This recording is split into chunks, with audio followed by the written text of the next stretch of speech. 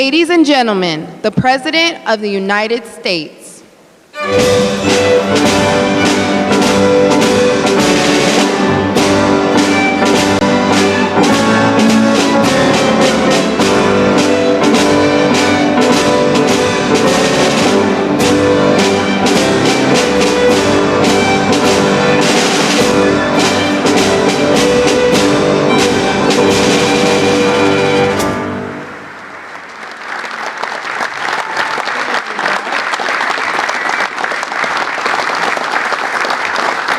Thank you very much. Thank you. That's a good-looking group behind me. This group isn't too bad either. Very nice. Nice to be with you. Beautiful, right?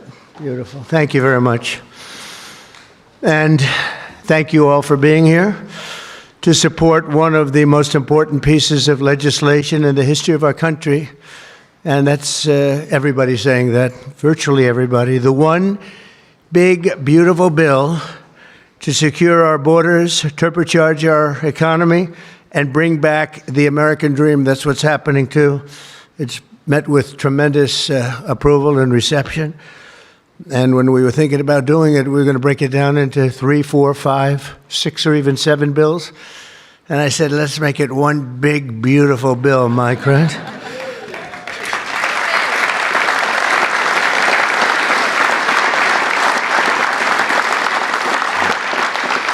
They actually said it would be very much harder to get this way, but it would be better.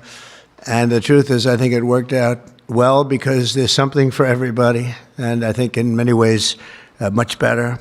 We're delighted to be joined by Secretaries Marco Rubio, Scott Bessent, Pete Hegseth, Doug Burgum, Doug Collins, Sean Duffy, Howard Lutnick, Linda McMahon, Brooke Rollins, Scott Turner, Chris Wright. Wow, that's a hell of a group. I think that's the biggest group of cabinet members.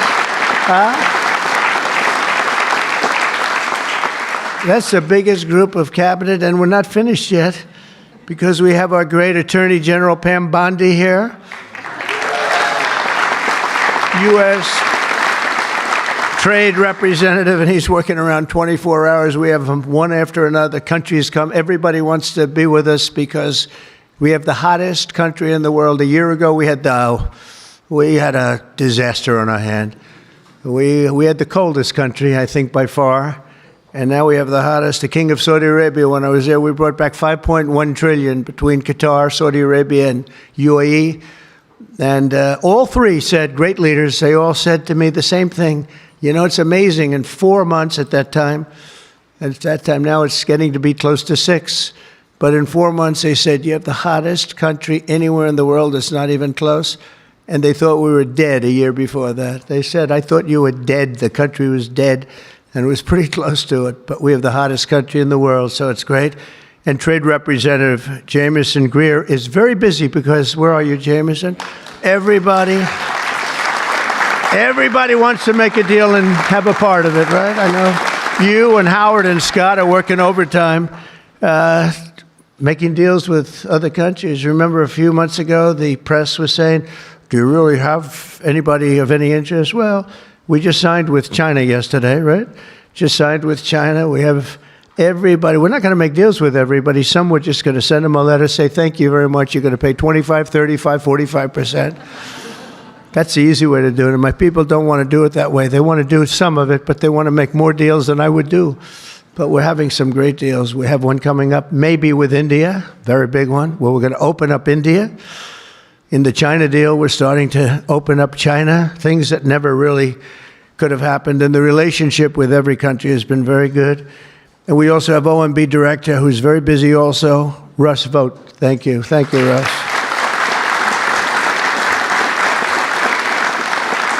And also, I want to give a very special thank you. This is a hell of a group we have here. This is amazing, the quality of people. But actually, I like these people and most of those people much better than the people I just named, okay? But a very special thanks as well to Speaker Mike Johnson, who's a great, legendary guy. He's going to go down as a legend. A great friend of mine, a fantastic Senator, Roger Marshall, wherever you may be, Roger. Thank you. Thank you very much. Thank you. Bernie Marino, great win Bernie had in Ohio. Bernie, great win. That was a tough race. They said that was not winnable, and he won by about 5 points, so that was pretty good. So much for not winnable. Mike Lee is here. Mike, hi, Mike. Thank you, Mike. Tim Sheehy, another tremendous win. Way to go, Tim. Young, handsome. That was another race that wasn't supposed to be able to be won. They said, well, we have a very young, handsome guy. I said, does that matter? Looks don't matter, do they, Mike? Looks. Anyway, great job. You can't help it. You can't help it. Great. That was a great race, along with Representatives Paul Gosar, Greg Murphy, Tom Kaine, Jen Kiggins, Rob Bresnahan, who's where is Rob? Stand up, Rob. Let me see you. Good. He's done a fantastic job. And Ryan McKenzie. Thank you, Ryan. Thank you all. That's great. It's a big group of people. We're here this afternoon to share the stories of an incredible group of patriots from across the nation whose future we are defending with the one big, beautiful bill. This is the ultimate codification of our agenda to, very simply, a phrase that's been used pretty well by me over the last 10 years, but maybe even before that, make America great again. Very simple, make America great again. When Joe Biden used to get up and say, we will stop this horrible MAGA. We're going to stop MAGA. We're going to fight it. I said, Joe, loosen up. It's called Make America Great Again. It's okay. Remember that he got up so angry. He was so angry. He said, make America great again. But we'll deliver a record tax cut, a record spending cut, a record investment in border security. We've done so well on the border. You know, last month we had 0 people that crossed the border. 0.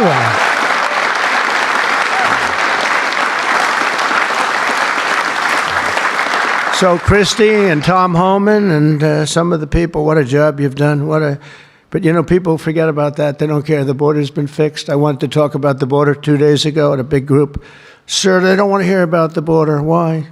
It's fixed. You know, it's the second time it happened to me. In 2016, I won on the border. I fixed it in about 3 months. It was beautiful. And they wouldn't let me talk about the border. Sir, nobody wants to hear about the border. But we're going to talk about it anyway. Right, Tom Homan? We're talking about it anyway.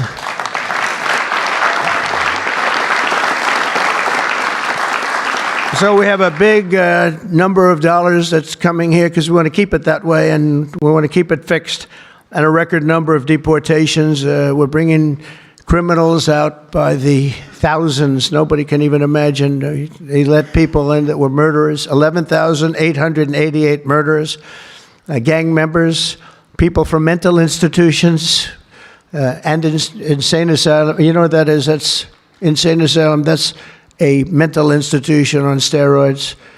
During the campaign, I talk about the late, great Hannibal Lecter. Do you know who that is, Hannibal Lecter? Silence of the Lambs. I'd talk about it, and the fake news would go crazy. Why does he keep mentioning? Well, because we won in a landslide. That's why they don't want to have Hannibal in our midst.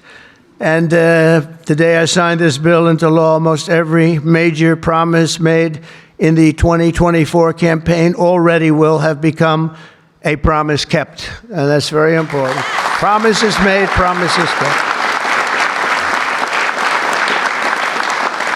And according to the Council of Economic Advisors, these reforms will protect or create more than 7 million jobs, add 3.1% to economic growth, reduce taxes for the typical American by nearly 15%, and increase take-home pay for the normal family of 4 by at least $13,000, and that takes place immediately. That's not bad, right? Look, I'm looking at that guy back there, right? That's pretty good.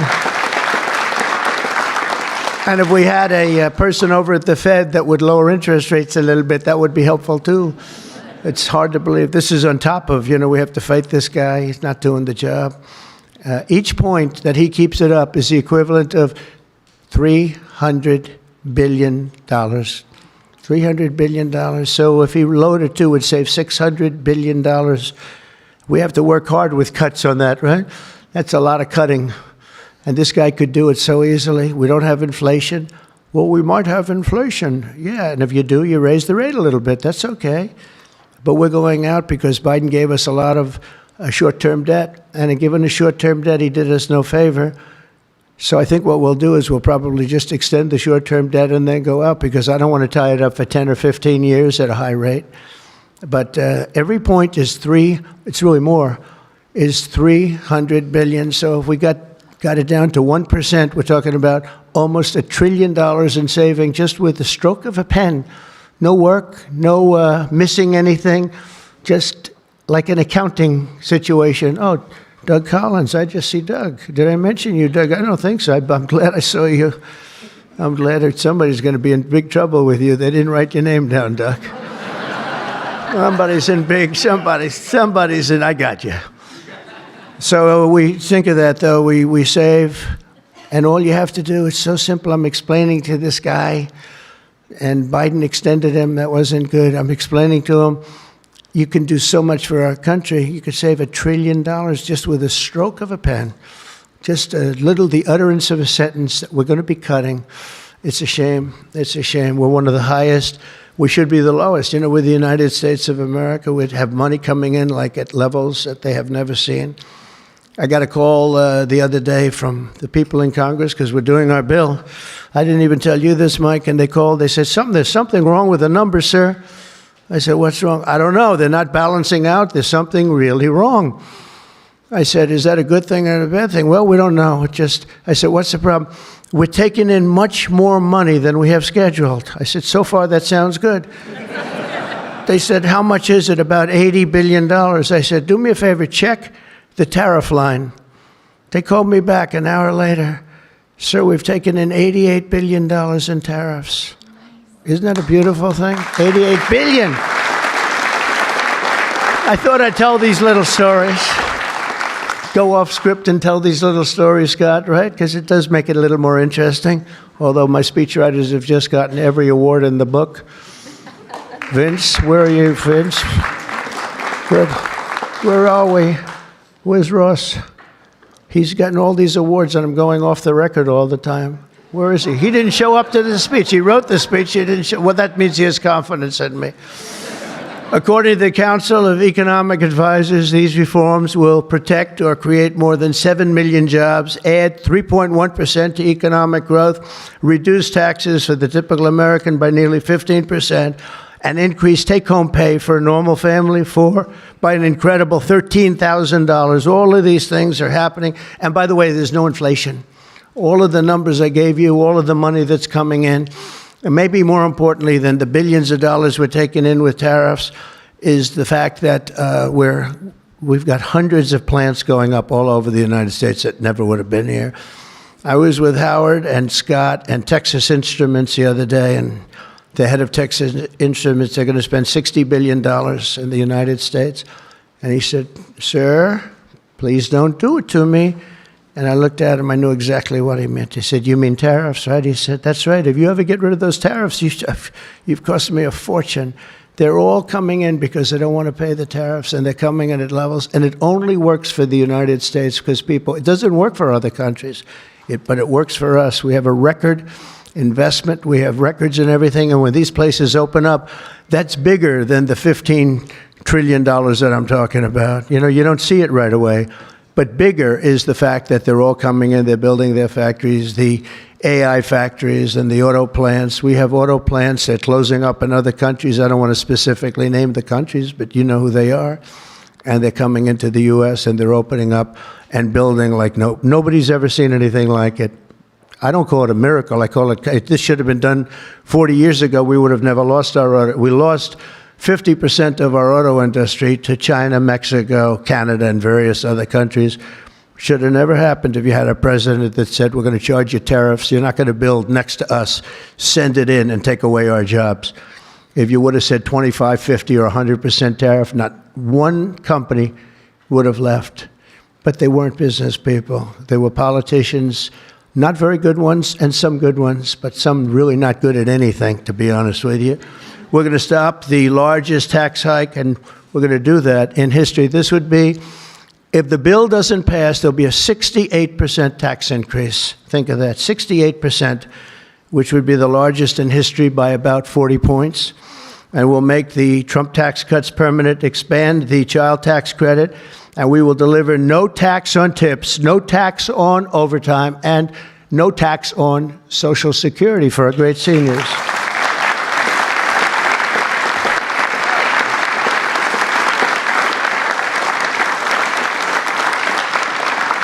Among the countless citizens who will benefit from these tax cuts is Malachi Krzyzewski, a devoted mom and DoorDash driver from Ripon, Wisconsin, who uses her tip income to support her son. To think of that, no tax on tips, and it was a very big problem. I was at a dinner in my beautiful building in Las Vegas, and unrelated to this, and I said, what's going on? I will never say good-looking waitress because looks don't matter anymore, you know, in our modern society.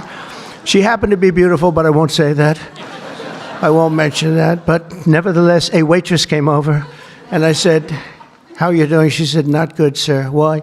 The government is killing me on tips. And she looked at me, she said, sir, there should be no tax on tips. I said, say it again. There should be no tax on tips. I said, that's the coolest thing I've ever heard. I walked outside. The press was there, as always, waiting for something bad to happen, hundreds of them. I said, ladies and gentlemen, please announce tonight there will be no tax on tips. And a legend was made. We won Nevada by so much. Republicans don't win Nevada. We won Nevada. So I want to thank that young, beautiful waitress. Thank you very much.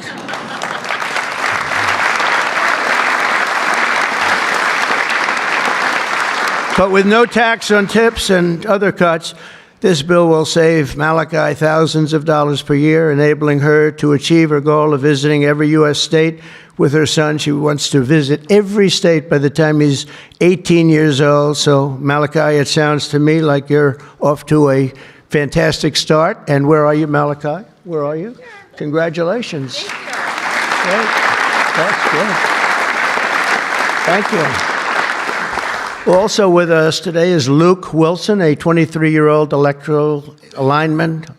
He loves being an electrician, but in this case, the lineman. And these are guys that take big risk, and it's hard stuff. But if you know what you're doing, it's fine. He's from Harmony, Pennsylvania, as well as Dee Sova, a truck driver from Springfield, Missouri, where, by the way, our beautiful planes landed, our B-2s. They landed after 36 hours of flying. Great going, Pete. And they hit the target. And they hit the target, and the target has now been proven to be obliterated, just as we said. We had little fake news from CNN. Thank you very much, CNN, for that. With 3 million miles of driving under her belt, who mentors other women in her industry. And I just want to say, Luke and Dee spend countless hours working overtime to help make this country run. And this bill, the typical overtime worker like them will take home nearly $1,500 extra every single year. So you're talking about at least $1,500, and there will be no harassment because you were being harassed by the Democrats. So Luke and Dee, congratulations to you both. Thank you very much. Congratulations, wherever you may be. Thank you. Thank you very much. Also with us is James Benson, a third-generation auto worker from Belleville, Michigan, who has spent 26 years at Ford Motor Company, which is doing very well. They have a lot of plants in this country. If you have plants in this country, you're going to make a lot of money. And is a member of a tremendous group of people, auto workers. And I'll tell you, we love these people. Auto workers for Trump, and I came through for them, but they were with me long before I really thought. A lot of people said, is he going to run again? Will he run? They've always been with me, the auto workers. James was a lifelong Democrat until 2017, when he saw the benefits of our tax law, and he also liked Trump. Now, sometimes they can like the law, but if they don't like the candidate, it's not going to matter, right? Is that right, Marco? Marco knows, because he has been one hell of a great Secretary of State, right? Stand up, Marco. Everybody respects Marco, right? Everybody respects him. Now we're delivering an even bigger win for the auto workers by making interest on car payments fully tax deductible. You know, that's something only rich people seem to have gotten. I said, you know, and that was my idea. It's pretty simple.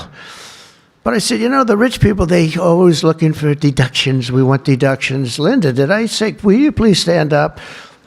Linda McMahon. So great. How much is Harvard going to be charged? How much are you asking for Harvard? Because they really have violated a lot of different caveats, haven't they? Huh? A lot. They've been given $5 billion over the years. Can you imagine? And that's over a short number of years. That's just the beginning. They have $52 billion sitting in the bank, and they haven't been nice to our country. So I want to thank Linda McMahon, who's been really fantastic. But I said, on interest, I said, why couldn't we, if a car is made in the United States only, because otherwise we don't care if it's made someplace else, give the people that buy the car a deduction on the interest that they're paying to buy the car. And people said, what a great idea. It's so simple. It's like the paperclip. Somebody came up with the idea of a paperclip many years ago, 1817, and he became a very rich person. And everybody looked at it and said, why the hell didn't I think of that? But it's like the paperclip, but only if the car is made in America. Remember that, James. We're going to keep those Michigan auto factories roaring. And as you know, we won Michigan by a lot, Susie, right? We won Michigan by a big margin, and something that typically is not easy, but I think we've won it. I actually think we've won it 3 times in a row. So it's been a great state, but a big factor with the auto workers. They went with us very big, and I love them. The One Big Beautiful Bill will also be an incredible victory for American farmers, another group that we did great with, especially family farmers like James Cullifer of Virginia Beach. Our bill will provide 100% expensing so they can buy a new farm equipment. And by the way, the expensing is good for everybody, not just farmers. And it'll virtually eliminate the so-called estate tax or the death tax. So you have a farm, you leave it to your children. If you like the children, you leave it. If you don't worry about the details. No, some people don't want to leave them. They don't like their kids, Anybody in here not liking their children, farmers? But if you like your kids, you want to leave it. And a lot of times what was happening before I got there, because I put this in the first tax bill, as you know, but people would die, they'd leave their farm. There was no cash, but there was value to the farm, sometimes good value. It's called real estate rich and cash poor. And the kids had no money, and they'd be foreclosed out by a bank. They'd borrow money to pay the estate tax. You don't have to pay estate tax anymore. That's pretty big stuff. So for the farmers and for others in small business, it's great. But James's family has been working in the land for generations, and with this bill, we will ensure that family farms like his can stay in the family for many generations to come.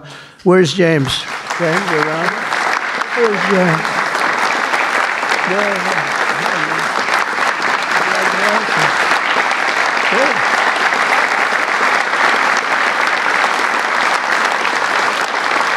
That's great. And you know what I mean, James, right? People pass away, they love their kids or whoever they're leaving, but they love their kids especially.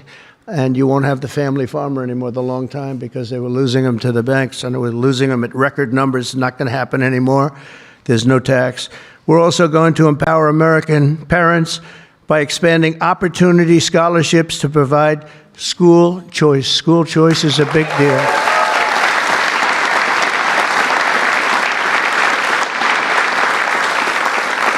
And we just got school working with the governor of Texas, as you know, Greg Abbott. We just had it passed in Texas, and I know about that. Somebody said, yeah, that was a big deal. They've been trying to get it for 9 years, and they asked me if I'd call the legislature, Republicans in the legislature, and I did. And I gave them a pep talk, and everybody voted for it. First time, they were shocked, but they never asked me to call them before. This was the first time, and they got it passed, right, Susie? It was amazing. And it was something that Dan and Greg and everybody, they really wanted it. And Ted Cruz wanted it badly. They all wanted it. So we got it in Texas. But you're going to have it. More and more people are talking about school choice. Good thing. This will be the godsend for mothers like Angelina Banks from Philadelphia. Where's Angelina? Where is Angelina? Oh. Oh. You are very pretty. She went out for a second and she's coming back. Okay? Where's Ange? Come on over here, Angelina. Oh, that's terrible. Oh, wow. How are you? I won't ask you where you've been, okay? I promise. But it's great to have you. It's great to have. I mentioned your name. I said, "Where's Angelina?" He said, "She'll be right back, sir." Thank you very much. Appreciate it. And Aubrey and Ava Jane, Angelina says the tax relief for childcare and education are a foundation for stability and dignity. I think those were your words, right? Stability and dignity. Good words for her family. And with the One Big Beautiful Bill, we're delivering both, empowering hundreds of thousands of families to choose the public, private, charter, religious school or the home school of their choice. And Angelina, thank you very much for being with us. Beautiful. Beautiful. So this bill will also be the single most important piece of border legislation ever to cross the floor of Congress. We will hire 3,000 new Border Patrol officers and 10,000 new ICE agents. And these people are great. I tell you what, I got to know a lot of them. And we have tremendous representation. They've been for me from day one. In fact, I shouldn't say this, but they endorsed me when I first ran, almost at the beginning, and they weren't sure if they were allowed to endorse me, and they said, "We don't care, we're endorsing you," but they were great, and they've been my friends ever since. But think of that. So we're going to hire 3,000 new Border Patrol officers, 10,000 new ICE agents, and you know, these ICE guys, they go into war zones, and they're tough, and they love our country. And if you're not going to be tough, you're not going to do well. But they are tough, and they'll break into a pack, and they call them a pack. Some of these packs come out of the jails of Venezuela. They come from places that you don't want to know about. They're gang members that have been all sent in here through Biden's open door stupid policy. The dumbest policy, I think, well, we have a lot of dumb policies, but the worst, I think, is open borders, where anybody comes into our country totally unvetted, totally unchecked. And they're drug dealers, and they're people that we don't want them. And they're murderers, you know, they're murderers. I told you, over 11,000 murderers, they're in here. 50% of those, by the way, murdered more than one person. And they came in, no check-in, no anything. It's so sad what that man has done to this country. We should never forget it, okay? We should never, ever forget it. With that whole group of people, I don't even think it was him. He didn't believe in open borders. He didn't believe in men playing in women's sports or transgender for everybody. But what that group of people has done to this country will never, ever, I don't think we can ever allow history to forget it. What they've done to us is so sad. We're going to fully fund the final sections of Border Wall, impose a new remittance tax on money sent back to foreign countries, and dramatically increase deportations to a bare minimum of 1 million illegal aliens per year. And what we're doing is we're really going after the criminal aliens, of which we have plenty to work with. People say, well, that's a lot, isn't it? Well, remember, these countries are very smart. They're headed up by people I know. In almost all cases, they're very smart people, and they're people of great common sense. They're not sending their good people out. They're sending the bad people out. And they put them into caravans. I think I came up with that name, but somebody did. It's a great name, a caravan. Thousands and sometimes as many as 30,000 people walking right into our country. Again, last month we had none. Think of that. It's almost, people say it's almost impossible. But they come in, and at a minimum, they're not people that work very hard. They're people that are on welfare. They don't want them. They don't want them. They give them to us. It's incredible what's happened, and it's so sad to see. It's so sad, could make you just sick to your stomach when you think about it. I was going to say it could make you cry, but I like to pretend I never cry. I don't want to be a crier, but it makes you sick to think of what they did. What they did to us is just sick. And guys, if we didn't have a Tom Homan, and if we didn't have some of the guys that we have working so hard and dangerously, the country wouldn't stand a chance. But we're getting them out, not as fast as they came in, because they came in and you'd see hundreds of thousands pour into our country in a day. But we're getting them out. And here today is Angel Dad Joe Abraham, the Angel Moms and Angel Dads. These are incredible people. They lost their precious 20-year-old daughter, Katie, in a hit and run after she was struck by an illegal alien from Guatemala. Katie was stopped at a traffic light, rear-ended, full force, going 60, 70 miles an hour right into the back of her car while she stopped. And She died immediately. And her killer, I think you could really say the killer, fled the scene. And Joe, we will end this invasion once and for all, and we're always going to remember the memory of Katie, that beautiful, beautiful 20-year-old daughter of yours. Where's Joe? Is she around here? Joe? Come here, Joe. Come here.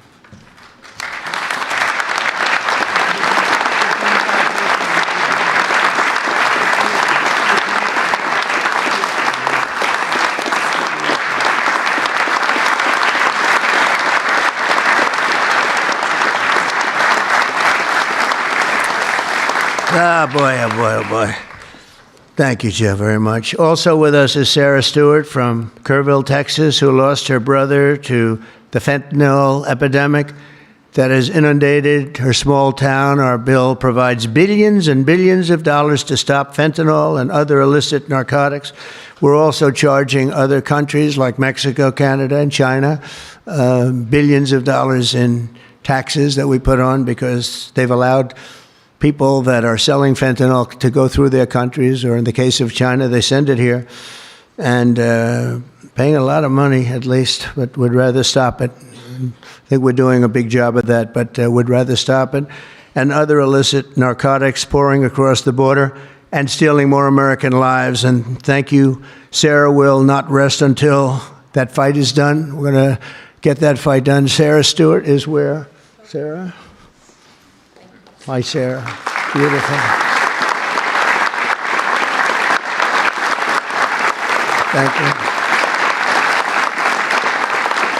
Good guy, huh? Yeah. I can see that. I also want to thank the president of the National Border Patrol. His name is Paul Perez. He's been with me from the beginning. And Brandon before him. These are great people. I've gotten very friendly with some of these people from Border Patrol and ICE because I'd call them once every 2 or 3 days. How we doing? How we doing? How we doing? If you remember, Kamala was the border czar. And in 4 years, she never made one call to Paul or Brandon or anybody else. And I'd like to have Paul come up, say a couple of words. If you're here, Paul. Where are you, Paul? Oh, there you are. Go ahead, Paul. President Trump made promises that he's kept. Now it's time for Congress to back him up. We need to end the chaotic and recklessness that Biden allowed into this country. The millions of people that are out there, we're going to get with this big, beautiful bill. We've got the funding, we've got the technology, we need everything in that bill to get it done so that no more families are victimized. And those that have victimized families, we can go get them out with ICE. Our officers and agents are not afraid. We're ready to take this fight to them, and we've been so because of President Trump's leadership. Thank you, sir.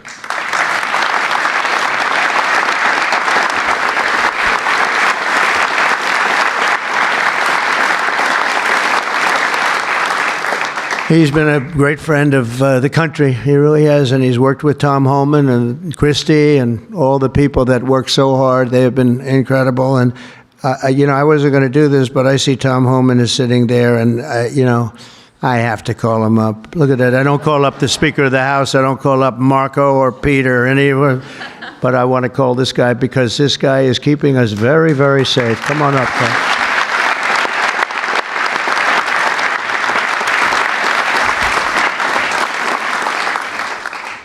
Well, look, I think this issue of the big, beautiful bill should be nonpartisan.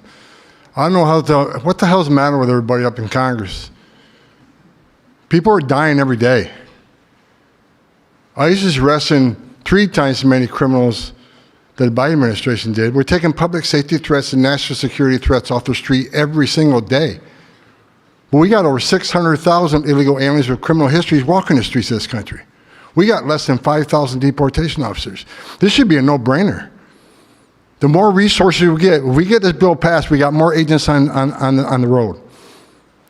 We buy more beds, we get more transportation flights. More agents means more bad guys arrested, taken off the streets of this country every single day.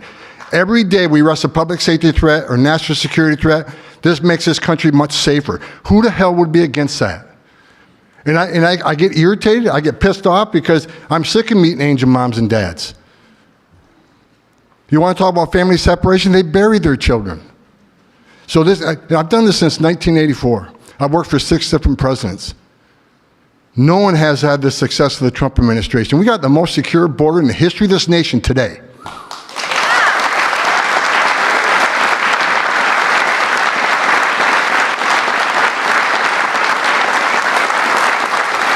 But we need more border wall. Border walls save lives. Women and children can't get over that wall, which means they go to a place where there's not a wall. And what's waiting on them? The men and women of the Border Patrol who take care of this humanitarian needs and save their lives.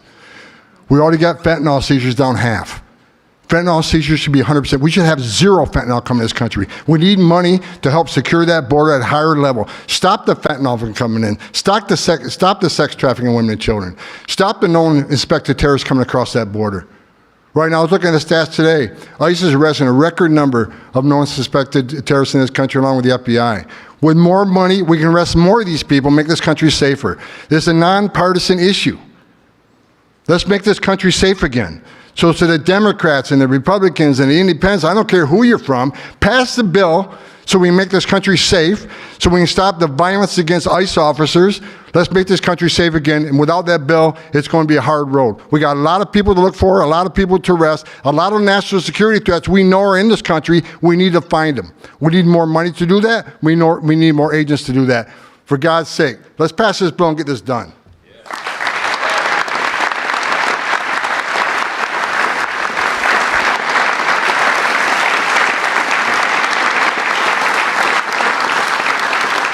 He got so angry he didn't even shake my hand or look at me. Just.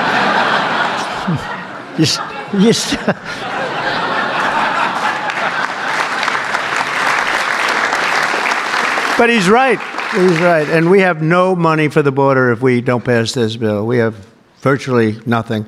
And so we're going to get it done for you, Tom, and for all of the people that have worked with you. It's been amazing, the job you've done. And just in finishing, look, this is the largest tax cut in the history of our country. They want to give you, the Democrats want to give you the biggest tax increase in the history of our country.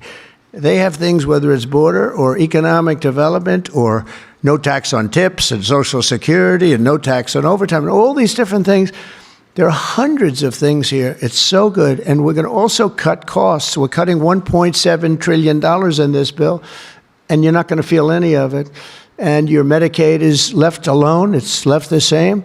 Your Medicare and your Social Security are strengthened. We're not cutting. The Democrats are going to destroy all three of them because it's not sustainable.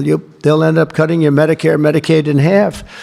So we're going to do a real job. It's so important. So if you can, call your senators, call your congressmen. We have to get the vote. I want to thank you. You have been unbelievable, Mr. Speaker. You have worked round the clock for months.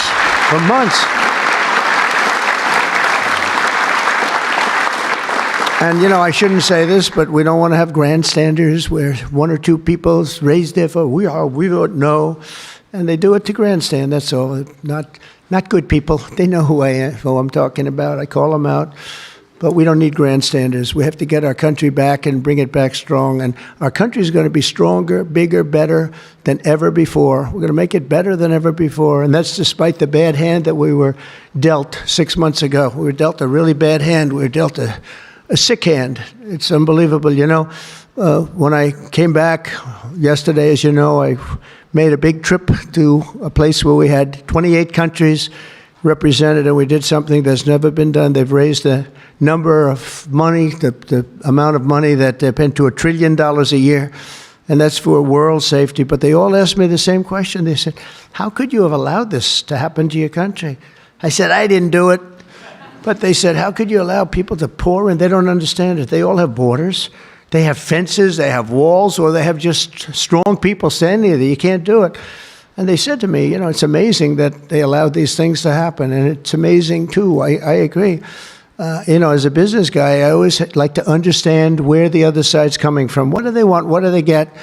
And, you know, you can make good deals based on understanding the other side.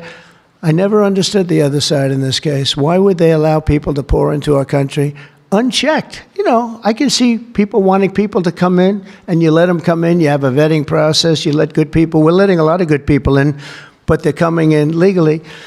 But why would you allow people to come in that you can look at them and say, big trouble, big trouble? Why would you do it? It's nobody understands. And A lot of people say voting, but, you know, we've got to strengthen up our elections because the voting is crooked as hell. Got to strengthen it up. But it's not that. It's either they're stupid and they're not stupid, or they hate our country. But we love our country, and we're going to stop this madness, and we're going to get this bill approved. And all of the things that I've been talking about now for 2 years on the campaign trail, and we won, remember, we won every single swing state. We won by millions of votes. We won everything. We won every, it was a landslide. We won something that nobody talks about, districts.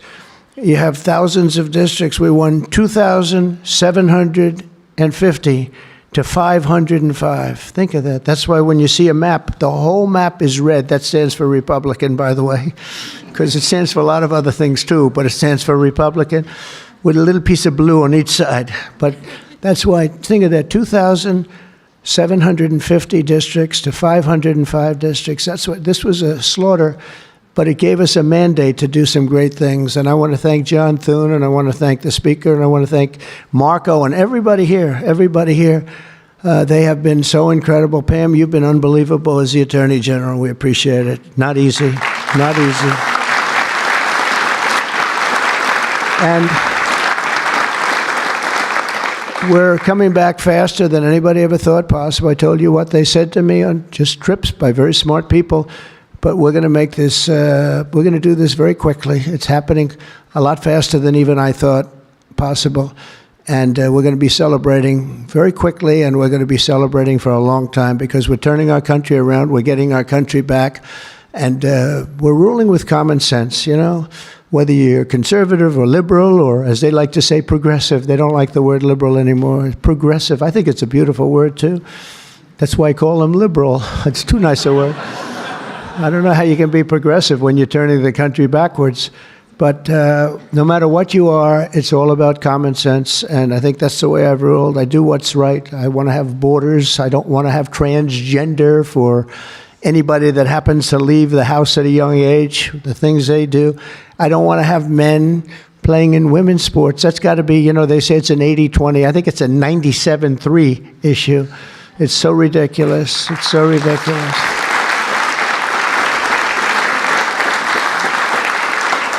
There was a long-distance race the other day, or at least reasonably recently, and they had a top man and they had top woman, but it was a woman's race, and the man entered. He happened to be transitioned.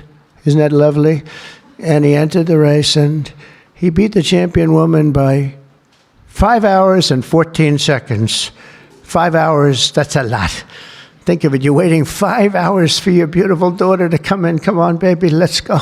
You can do it. He won by 5 hours and 14 seconds. It is crazy, and it's so demeaning, and they don't want to change. I see it the other day. Guys like Schumer, our great Palestinian senator, this guy, no, he's changed. He used to like Jewish people. Now he's totally against Jewish people. It's the most incredible transformation I think I've ever seen. But who would allow this to happen? In other sports, the same thing. Try the weightlifting numbers someday. You want to see some big differences. In a million years, the women will never catch these numbers. It's not going to happen. And it's very demeaning to women, and I don't like it when it's demeaning to women. So we're turning the country around fast. We love you all. Thank you very much, and good luck. Thank you.